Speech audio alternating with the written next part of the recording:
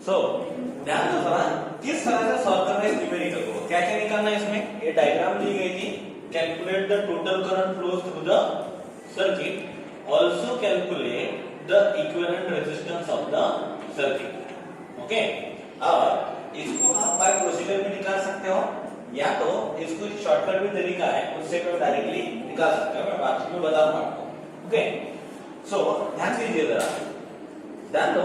यहां से क्या मैं कहूं, 5 वोल्ट की बैटरी की वजह से करंट हाई फ्लो हो रहा है सर्किट में, और ये करंट से ऊपर जा रहा है। अब यहाँ पे क्या होने वाला है, करंट डिवाइड होगा। करंट का कुछ पार्ट ऊपर की ब्रांच में जाएगा और कुछ पार्ट नीचे की ब्रांच में। लेट्स से I1 ऊपर की ब्रांच में चला गया और I2 नीचे की ब्रांच में। अब ये जो I1 ऊपर गया, जो 20 ओम से I1 करंट गया, वही I1 करंट इस 20 ओम से भी जाएगा, है ना। तो ये 20 ओम और ये 20 ओम सीरीज में जुड़ गए, भले ही उसका शेप कैसा भी हो, लेकिन जुड़ गए कैसे, वो सीरीज में। तो क्या हम बोल सकते हैं, 20 ohm okay is in series with 20 ohm. Okay, a similar way में, जैसे इसको कोई भी एक नाम दे दो, ओएबीसी। ओके, ओएबीसी अगर हमने क्या कर दिया, इसको नाम दे दिया, तो क्या हम बोलेंगे कि ओए रेजिस्टेंस ओए और रेजिस्टेंस एबी, ये कैसे जुड़ गए, सीरीज में। ओके, सो क्या हम बोल सकते हैं, is in series with the 20 ohm, that is R O A is in series with R A B, है कि नहीं। जैसे ये सीरीज में जुड़ गए, सिमिलरली क्या हम बोल सकते हैं, सिमिलरली आरओसी और आरसीबी ये भी सीरीज में है।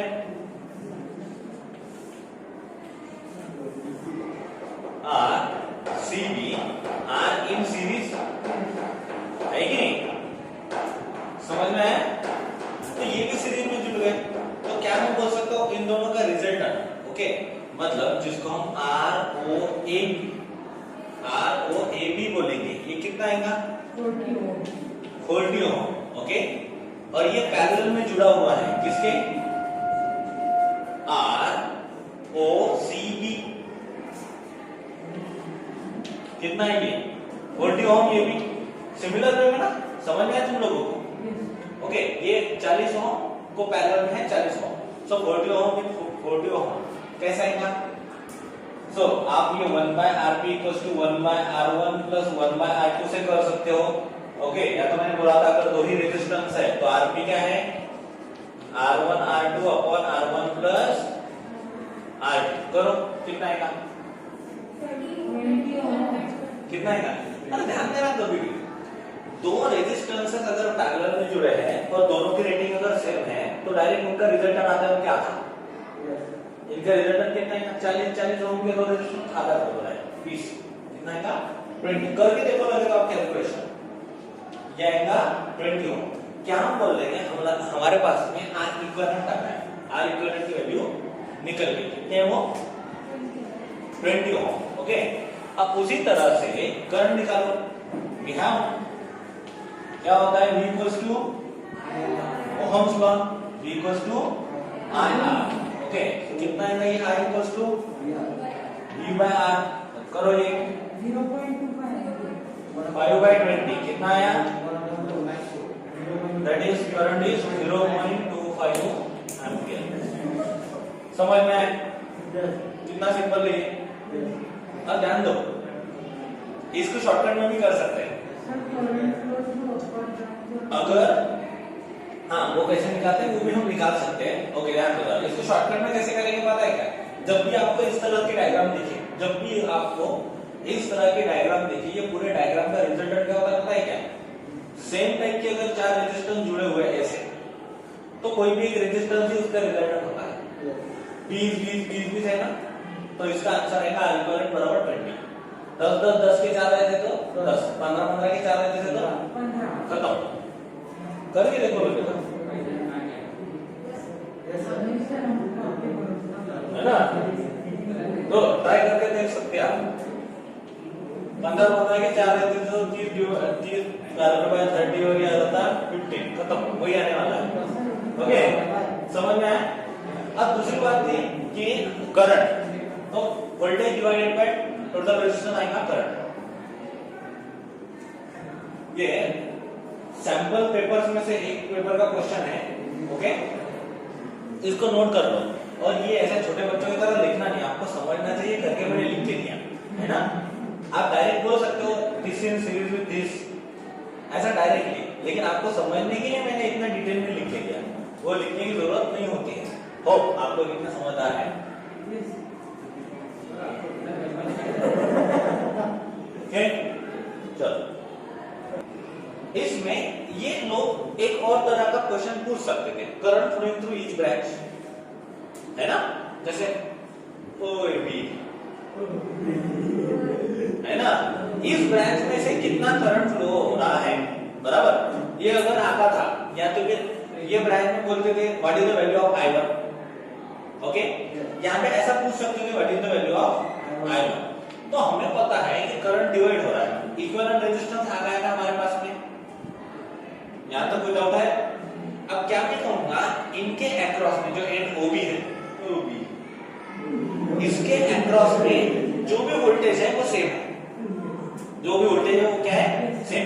तो क्या मैं कहूं OAB के अक्रॉस में भी सेम है और OBC के अक्रॉस में भी सेम है, OCB सेम है ना, है ना, ये क्या है, सेम है, क्लियर। तो ये इस तरह से हम इनके अक्रॉस का वोल्टेज अगर सेम ले लेते हैं तो इसके इक्विवेलेंट रेजिस्टेंस से उसको डिवाइड करके हम current flowing through each branch निकाल सकते हैं। क्या मैं बोलूंगा, इसको मिटा देता हूं, है ना, ध्यान दो जरा। क्या हम बोलते हैं, क्या हम ये बोल सकते हैं कि potential difference across OB, okay, is same. एज कितना है, 5 वोल्ट, कितना है ये, 5 वोल्ट है।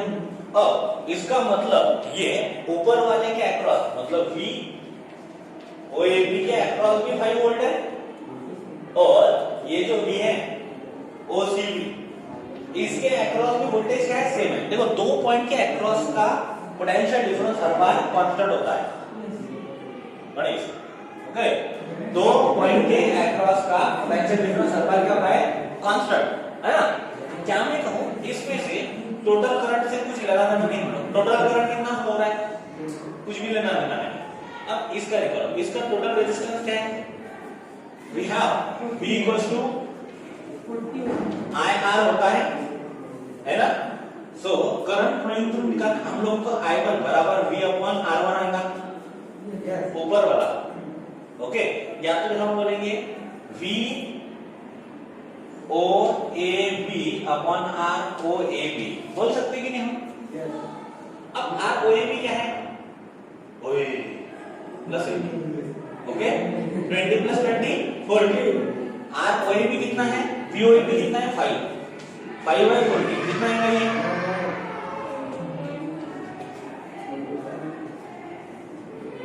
लगभग बराबर इसे, है ना, है ना, सेम, ओके। क्या हम बोल सकते हैं करंट फ्लोइंग थ्रू दिस। अब करंट फ्लोइंग थ्रू हम ये भी निकाल सकते थे, निकाल के बताओ चलो मुझे, I2 कितना आएगा, कौन सी बड़ी बात है, सेम ही आएगा ना, निकालता है का। अगर मैं वैल्यू चेंज करूं तो आप टोटल करंट, टोटल रेजिस्टेंस ये निकाल सकेंगे। अच्छा ठीक है, तो मैं ऐसे करता हूं, इसको वैल्यू चेंज करके देता हूं। अब करते बेटा,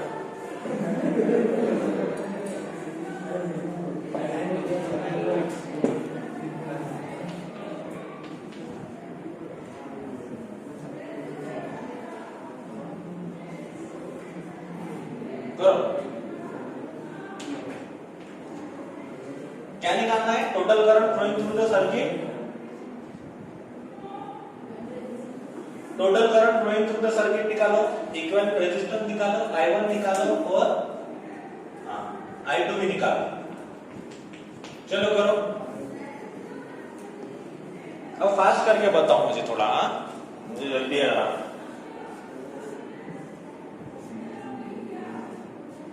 क्या मैं तो सबके अक्रॉस को वोल्टेज सेम है तो इसको 100 बोल देता हूं। करंट कितना अच्छा है, निकाल दिए क्या? Very good. छह कैसे? कैलकुलेशन।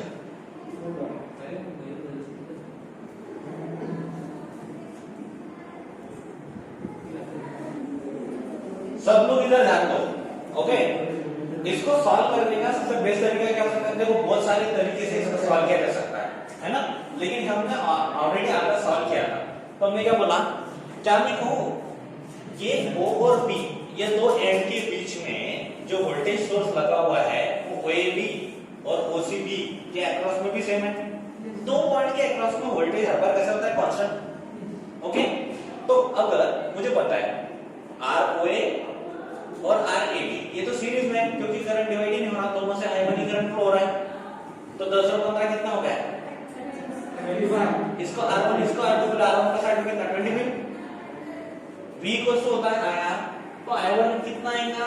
फिर यहाँ के इसके अक्रॉस का टोटल वोल्टेज अपॉन इसके अक्रॉस का टोटल रेजिस्टेंस, इसके अक्रॉस का टोटल वोल्टेज 100, इसके अक्रॉस का total resistance VOAB upon ROAB कितना आएगा? 100 अपॉन 25, 4 एम्पियर। क्लियर? सिमिलरली क्या हम बोल सकते हैं? I2 क्या आएगा? VOCB upon ROCB। 20 और 30 50, 100/50 कितना?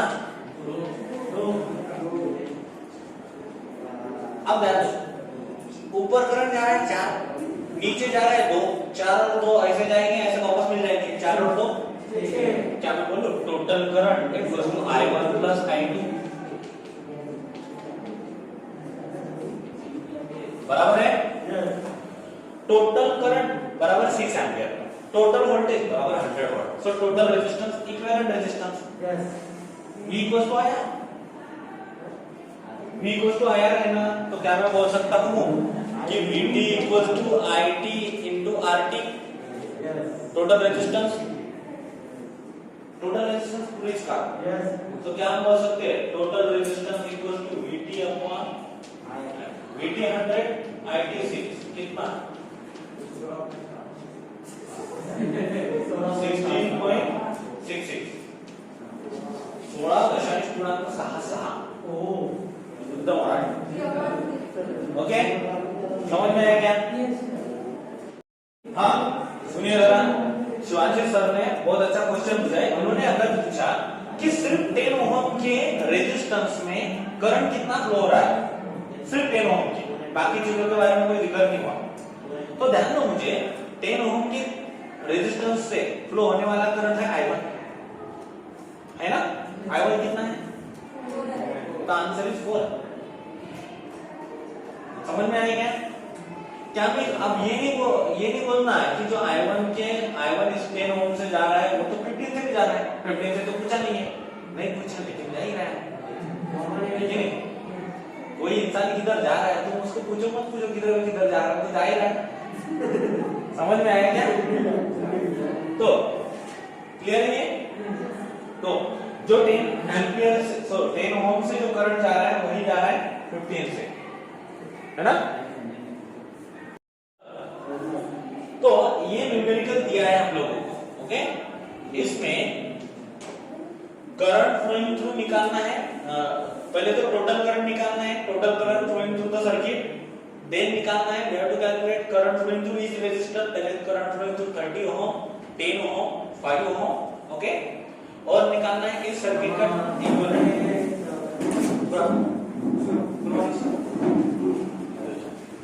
Then we have to calculate the current flowing through 30 ohm, 10 ohm and 5 ohm. Okay. So how to calculate this? Who is going to tell me?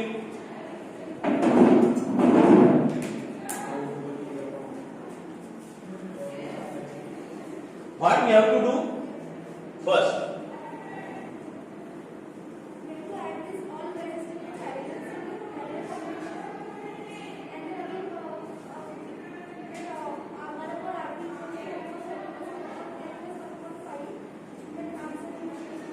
So we'll get a R equivalent. So calculate the R equivalent. We know that 30 ohm, 10 ohm and 5 ohm. All these three resistances are connected in parallel with each other. So what will be the equivalent resistance? 1 upon 30 plus 1 upon 10 plus 1 upon 5. So try to solve it. Tell me the answer. 3 ohm. 1 by Rp is equals to 1 by 30 plus 1 by 10 plus 1 by 5. LCM is 30. 1 plus 3 plus 1 plus 3 plus 6. 1 plus 3 plus 6. 4 plus 6 10. Okay. So it is 1 by Rp. So what will be the value of Rp? 3. Rp is nothing but R equivalent is nothing but R total. Okay. So it is 3 ohm. Now, what will be the total current? So it will be 6 upon 3. 6 upon 3. We have V equals to IR. So what will be the I? V upon R. V by R. 6 upon 3. 6 by 3 is 2 ampere. So 2 ampere is the total current flowing through the circuit. Now calculate the current flowing through 30 ohm resistance.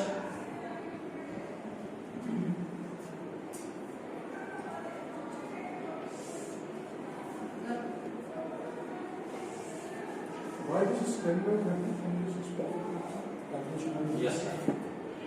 So how it becomes 10 by 30?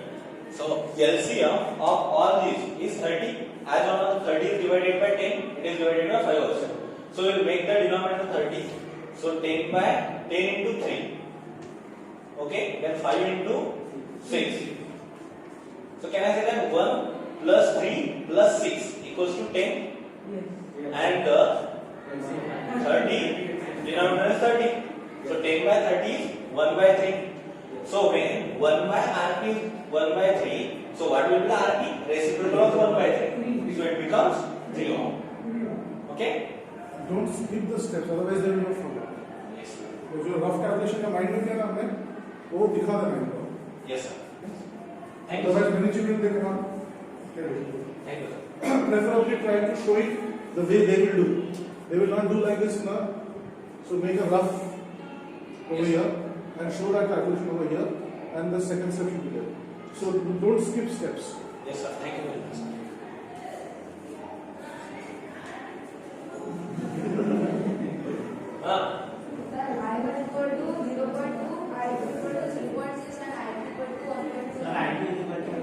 I1 equals to? What is this total voltage? 6. 6 divided by 30. 1 by value. 1 by value means 0.2. Okay. Now try to do it by yourself. Okay. Don't make noise. I am recording your lecture. Okay. First it is given to the principal, sir. So.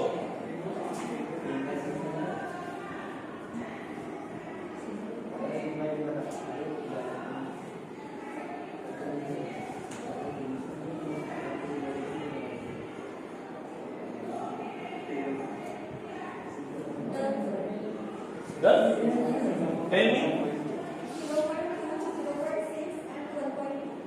0.2, 0.6 and 1.2. खत्म. इसको करने का भी एक सबसे आसान तरीका है. मुझे बताओ 6 वोल्ट है. 6 वोल्ट को अगर 10 से डिवाइड करते हैं 0.6 0.6 एम्पीयर इधर से जाएगा. ये रेजिस्टेंस इसके आधा है तो 0.6 पे डबल इधर से 1.2 इधर से. ये इसके 3 टाइम्स है तो डिवाइड करके 3 कर दो. बाद बचा मुझे इधर से खत्म.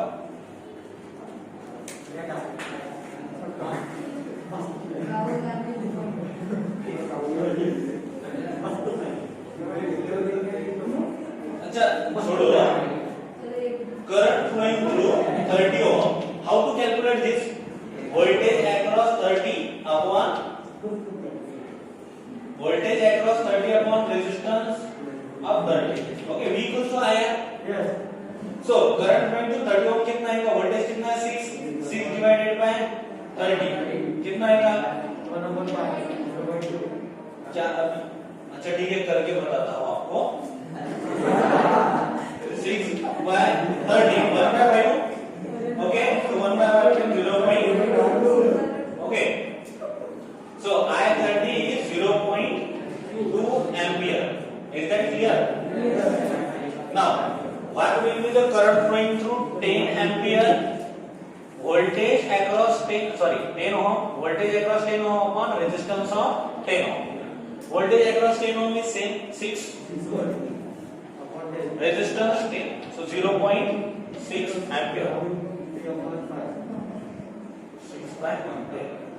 0.6 clear?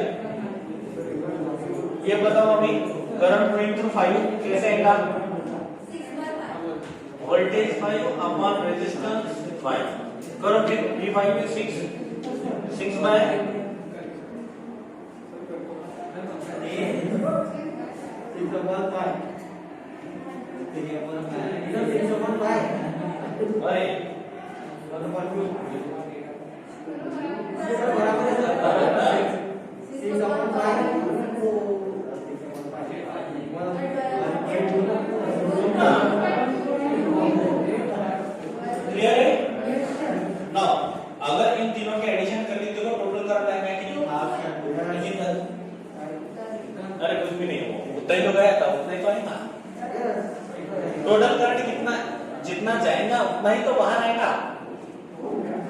2 एम्पियर अंदर गया, 2 बाहर, खत्म।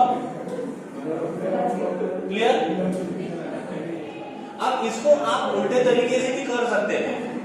अगर कोई आपने से I1, I2 और I3 पहले निकाल देता था, तो इन तीनों का ऐड करके आपको टोटल करंट मिल जाता था, और जो टोटल करंट है उसको अगर डिवाइड कर देते थे, मतलब वोल्टेज को अगर डिवाइड कर देते टोटल करंट से, तो टोटल रेजिस्टेंस मिल जाता था। मतलब इन सारी स्टेप को, ये वाली स्टेप को आप स्किप कर सकते थे। ओके, अगर उल्टा सॉल्व करते थे तो ये अपने आप स्किप हो जाती थी। तो इसलिए मैं आपको बोलता हूं कि जनरली आप लोग इस तरह से सॉल्व करते जाओ। यहाँ पे हमने सीधे सीधे सॉल्व किया, बराबर सीधे सीधे हम लोग कितनी स्टेप लगी? 1।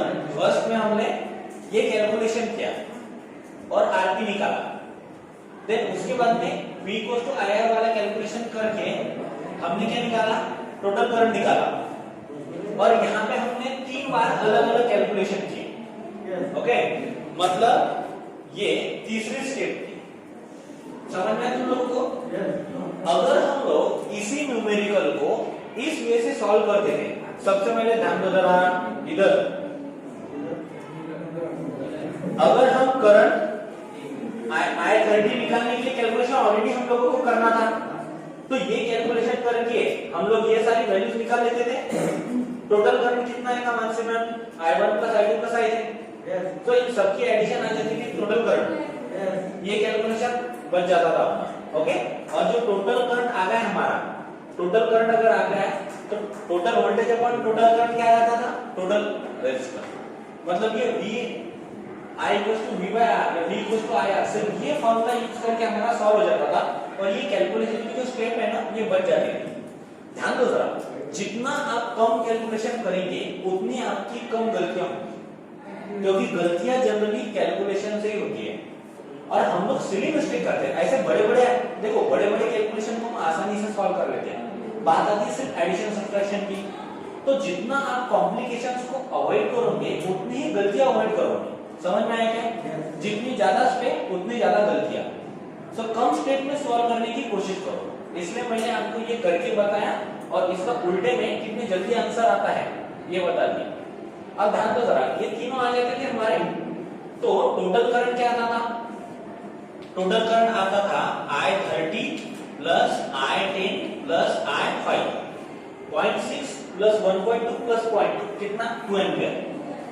सर, पर पहले करंट निकालने से हमें सैटिस्फैक्शन मिलता था कि बराबर है वो, मतलब I30 I10 I5। देखो सैटिस्फैक्शन क्या है? आप खाने को ऐसे भी खा सकते हो, ऐसे भी। It depends upon you. अगर आपको सैटिस्फैक्शन मिलता है, आप हैप्पी हो उस तरीके से, तो वैसे करो।